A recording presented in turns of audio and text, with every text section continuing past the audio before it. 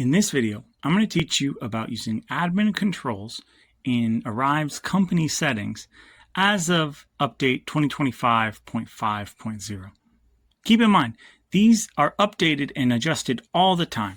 So there is a good chance that by the time you watch this video, there are new features here, but I'll do my best to explain them as I have them available. Starting up at the top, you have restrict editing on the 1003 and fees. Now, what you can do here is you have the option to enable locks on the editing of the 1003, of the URLA, based on this two criteria. And it's not necessarily either or, it's yes and. You're going to notice there's a little toggle next to option number 1 of loan status reaches. So you can turn this part on and off. And then you can pick either disclosed or loan setup as an option of which it locks the 1003 and fees. Now that being said, right below that, you're going to notice that then you get the option to note roles that are excluded. This is where you give people options to edit it despite this criteria being reached. So that being said, if you want your loan officers to be able to make changes to the file past this point, don't turn it on, or add them as a role that excludes this rule. This one can be quite derisive because operations team members like it when the file is locked and loan officers don't make edits to the file past coming to them. However, there are scenarios that come up that require the file to be restructured. Work with your leaders in your organization to make a decision about how you want to handle that process, as ARIVE gives us other options and ways that we can handle that regarding locking out certain loan officers or roles after a certain point or when certain criteria comes into play. To the right, you have restrict processor assignment. What this is it prevents team members from adding processors in a normal way and creates a review kind of workflow that has to happen here. For restricting license edits and updates, this again restricts which users can add, remove, or edit licenses on a particular user. And then you can specify what type of admin user has the ability to do this. If you have your own compliance team and loan officers aren't managing their own licenses, it's a good feature to have turned on, and then make sure that the right people have the right roles to allow editing and maintaining of these licenses, because it will create hard stops or soft stops in the system. Moving down, we have restrict entire loan edits. Now you can specify certain loan statuses where the entire file is also locked. This is intended for use at the end of the loan process, where the original restrict editing 1003 is for restricting it at the beginning. So for instance, in the example that you see here, this file is locked once it is adversed or the loan is finalized. Now they've set a couple roles here that can still edit the file at this point. Keep in mind that this does create that edit experience where you need to click edit in the top left-hand corner of the loan file to enable editing. It'll also have you click finish edit when you're finished making your changes, and certain notifications go out to the loan team on that when those edits are made. But here's where you're going to restrict who can make changes on those files once they reach those statuses.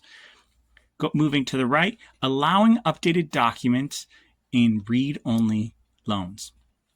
Now, this is important that it usually works in conjunction with the setting next to it. So if you've restricted the entire loan edit, it's going to also restrict what files can be added to it, and to a certain extent, what files can be accessed. If you're going to be making additional edits or additions to that file past this, you need to be very considerate in certain roles that you give access to that are going to allow you to add additional files to this closed, locked read-only file. Moving further down, just a moment while I scroll on my screen, restricting loan archiving. These features are nice in that it prevents certain situations, like where credit has been ordered or TRID has been triggered, from the loan officer simply archiving the file when really it needs to be decisioned or adversed. I like to have these settings on personally. It is up to your organization whether you utilize them. Managing private doc folder.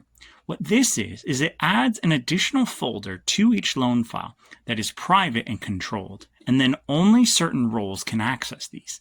These make sense in organizations where they have a very tightly controlled closing or funding team, or perhaps it's being used by a compliance or audit team after the fact. This example does not have it turned on. However, know that if that makes sense and is appropriate in your use case, this is going to be where you enable it.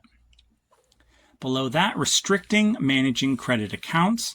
Again, if loan officers are managing their own credit accounts and credit account credentials, it makes sense to turn this off. But if you have a technology team or compliance team that manages these and enters them into the system, it's appropriate to turn this on. Same deal with restricting managing AUS credentials. If it's managed by a separate team, this is a good setting to have on. Otherwise, keep it off so users can edit and manage those credentials themselves. Restrict access to finalized loan docs. Similar to the other setting you see above it of restricting entire loan edits, this one is specific to restricting access to the documents once the file is finalized. A nice way to get part of that functionality if you don't want to restrict the entire file. Below that, restrict editing DocMagic credentials. Again, if these credentials are managed by a technology team or a separate team, this can make a lot of sense. If users are managing their own credentials, you'll want to keep this off. Restrict, manage call reports and state reports. This is important for compliance team members to have access to these features.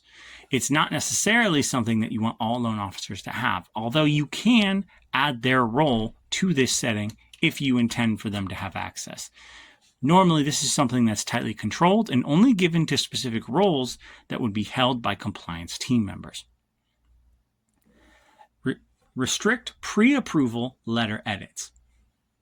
Again, this is a choice of the organization. If you want the loan officer to be able to customize their individual pre-approval templates, leave this setting off. However, if you're in a heavily regulated environment and you want corporate to set the template and for it not to be deviated by individual loan officers, this would be an important setting to turn on. Business contact view configuration. This is an important one.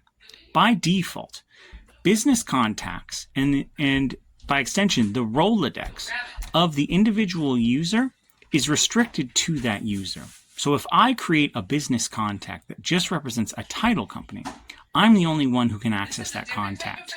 If we turn this on, what it means is that all users in the ecosystem have access to all contacts. Now, this can be nice, especially if you have a company contact and you're preloading them. It's easy for new users to find existing contacts and fill them in correctly.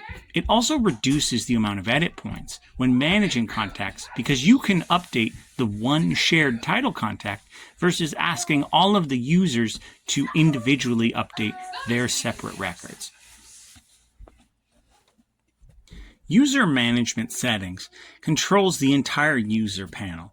If you only want, for instance, company admins to be able to manage users, or if you want to restrict branch admins from creating new users, especially if you are tightly controlling licenses, these are settings that you're going to want to turn on. Moving to the right, the last setting in this page as of update 2025.5.0, restrict edit access to edit point of sale app configuration. This is important if you, like a unified company brand, and you've set up your point of sale. Remember, that's what the borrower is going to see.